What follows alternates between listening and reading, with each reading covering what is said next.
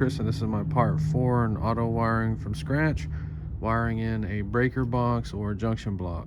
We have the ignition separate, charging separate, starter separate. Once we start adding accessories that need to be turned on with the key, we need to wire another fuse box that comes on only with the key. And the reason it becomes so stupid is because the factory wiring already did all of that for us. Point is, it's better to go through your factory wiring, understand it, modify it, rewire it however you want, than it is to try to rewire everything from scratch. So this looks stupid and out of place because we have two 10 gauge wires running to the same place. So we're going to kind of show and explain how this is done. If this is our charging wire, this is going back to our key switch.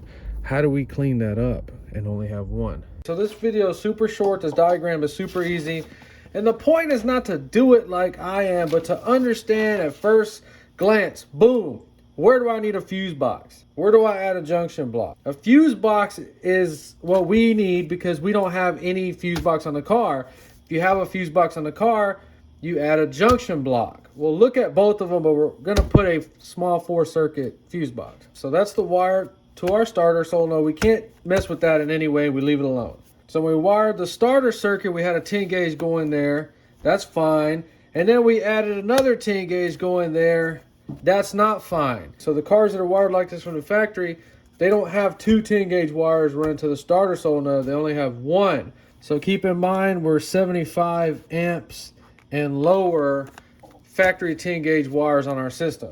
So believe it or not, only one 10 gauge wire goes back and feeds every single thing inside the car, everything. So we want to take one of these wires off the starter and only have one hanging off. So the way I ended up doing this was I ran two 10 gauge wires in a number 6 terminal. And I did have to double crimp it and mess with it to get it right. So then one of these 10 gauges ran in there, and then the other one ran right there. So then we would only run 2 terminals there, and then the other 10 gauge right there.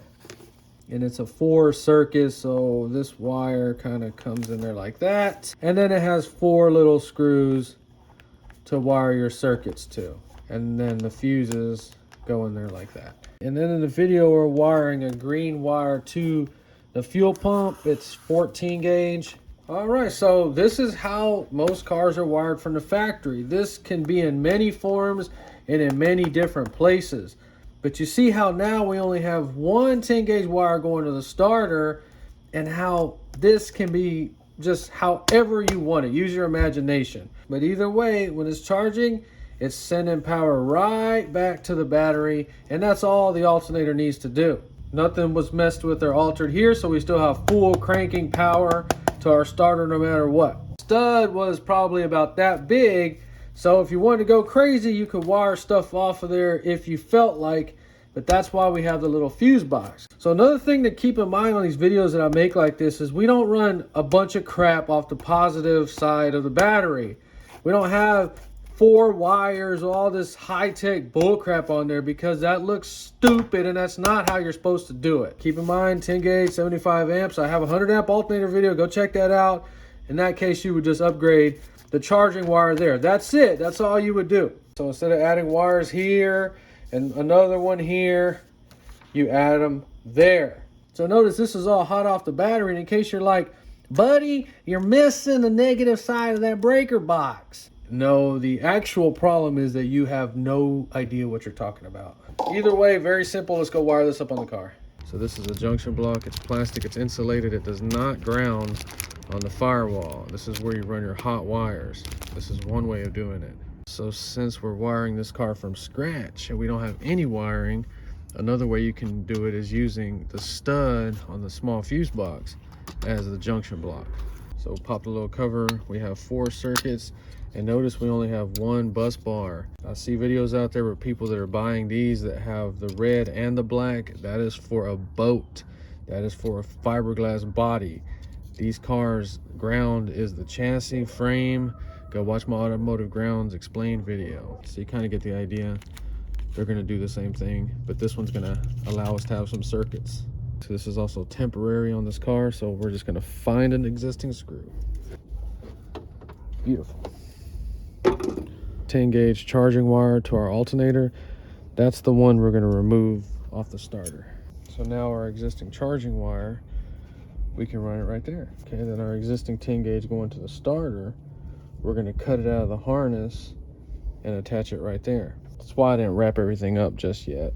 I hate destroying work like this, but we gotta do it for the video. So we're gonna strip this one back just a little bit more. Please don't hate me, but we're gonna need some expensive crimpers. This is a number 6 terminal. We have 2 number 10 wires that we're gonna put it in. As long as you fuse off of it, this is perfectly legit 100%. Like I say in my videos, I don't reinvent the wheel. I've seen this on factory cars. Both in the number 6 terminal. And I was saying, don't hate me for the crimpers I'm gonna use, not for doing this. I could care less if you get triggered by this. But then we're gonna crimp it on number 8 jaws. You really need 2 people doing this. If you do 10 gauge wires in one terminal, you need to make sure it's crimped right. So that wire comes off the alternator lug, branched right here, goes back to the starter lug, and then the original battery wire going to the ignition switch, we put a little terminal on it.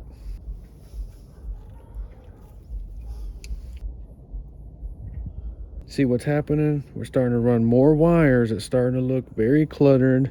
Some of you out there, man, you don't even know what you're doing. You're just running stuff back to where you got it from. No, I'm not. That fuse box is usually going to go inside the car. So now we only have one 10 gauge wire run to the starter, and only the purple wire is for the starter motor now. This is supposed to go under the dash. Those represent fuse links. Do you see anything wrong with this? Anything going inside the car has to have a fuse or a fuse link. So we're missing a fuse link right there. The fuel pump is going to be wired in green.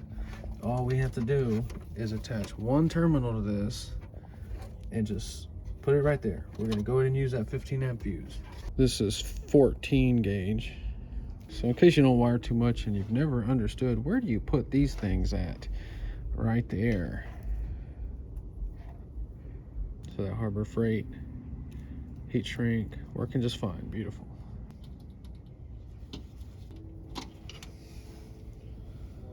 All right.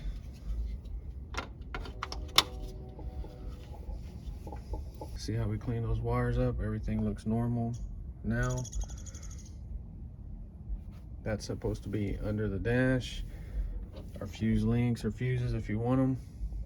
Now we need to figure out how to make this fuel pump turn on with the key switch. So we only have the engine block grounded right now. So we had to run another ground on the timing cover for the fuel pump.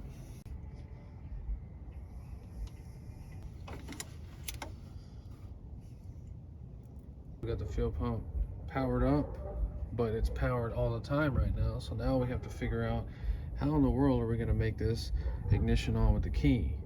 Just like I said earlier, that underlying point of this video, that once you go too far, things get real stupid.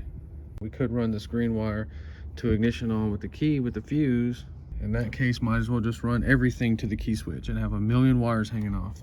The best way would be is to wire a tiny wire off the ignition switch that triggers a relay right here. That's what we're going to end up doing. Then you just cut that, ground it. We'll show all that in the next video when we get it started. But you can see we can't get it started yet because this is a whole freaking can of worms that I'm having to figure out from scratch. But we can't get this thing started anyway. Do you know why? Because we don't have the grounds to the car ramp. We only have the grounds to the starter motor circuit, which the engine and the transmission are only grounded. That's why we're having to ground back over there. So in part 5, we're going to go over all the grounds and explain that in depth and show you where they go. And in that video, we'll finally have everything ready to get this started. If you enjoyed this video, please like and subscribe. Thanks for watching.